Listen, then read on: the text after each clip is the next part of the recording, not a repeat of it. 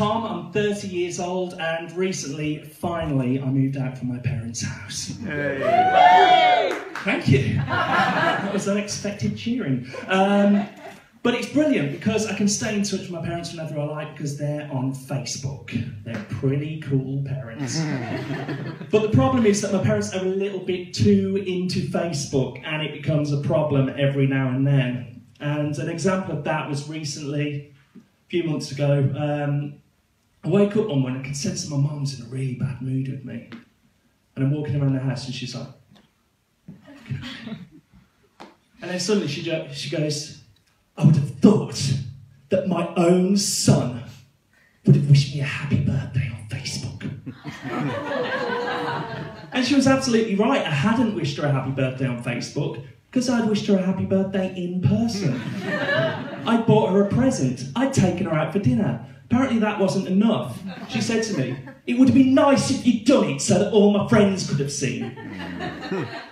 And I'm wondering, what is she expecting is happening? Does she think that her friends are constantly monitoring her Facebook and one of them sitting there going through all my mum's birthday messages and saying, seems like Helen's failed as a parent. Her son hasn't wished her happy birthday on Facebook. But my dad's just as bad. My dad is brilliant because he's on Facebook all the time, but he has absolutely no idea how Facebook works.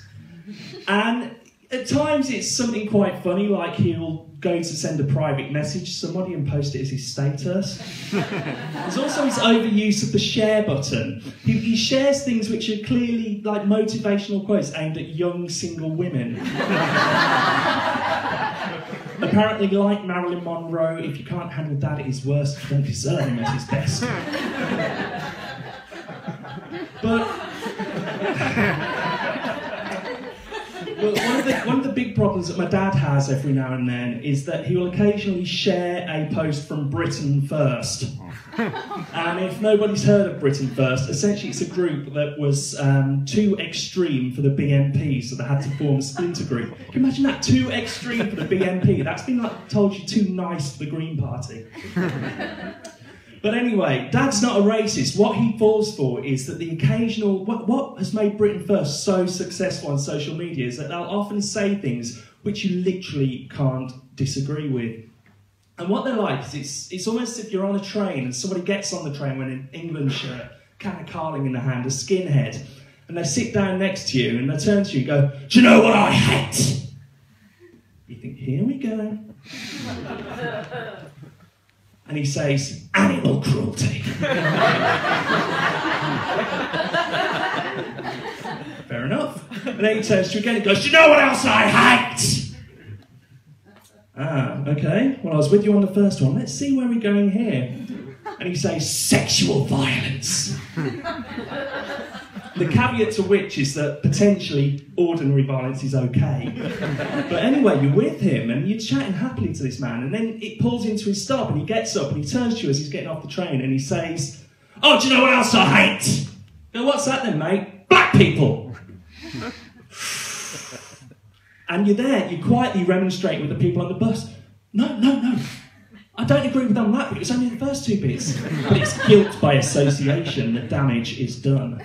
And the thing with guilt is that I feel it all the time. When I get off a plane at an airport and I go through customs, I'm convinced that I'm not going to let in that country. This is absolutely true. Once when I arrived in America, I declared a bag of Fox's Glacé mints. Declared it to the customs man. Your candy's fine, sir. But guilt recently struck me in my workplace. Because... Don't worry, it's not about you yet. Because I was the only man in an office full of women, and that should have been brilliant, because it meant that the men's toilet should have been my own personal sanctuary. Alas, there are people in the office upstairs.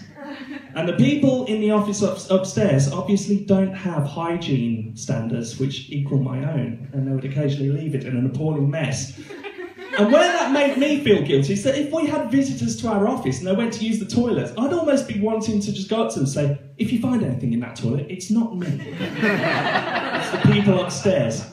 And it got to a point where it was becoming such an issue that I took the strongest possible action I could take. I made a sign. Polite notice! It said in huge capital letters. Please use the toilet brush provided below, if and when required. And it worked for a while until I went into the toilet one day and I found a horrific protest.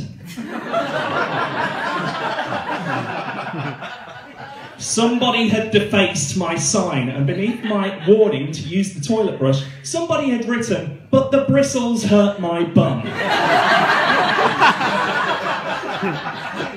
He'd taken a Sharpie pen to the toilet just to do that. So clearly I was furious and I made another sign. There's about 100 of them now. But he became my second work enemy. So who is my first work enemy?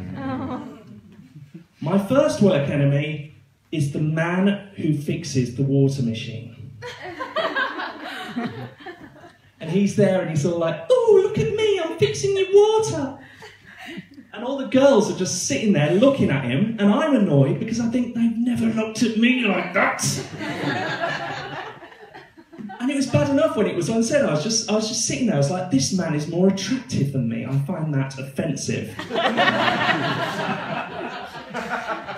And then he came in one day, fixed the water, left, and one of the girls turns to the other and says, "Isn't it nice to have a good-looking man in the office?"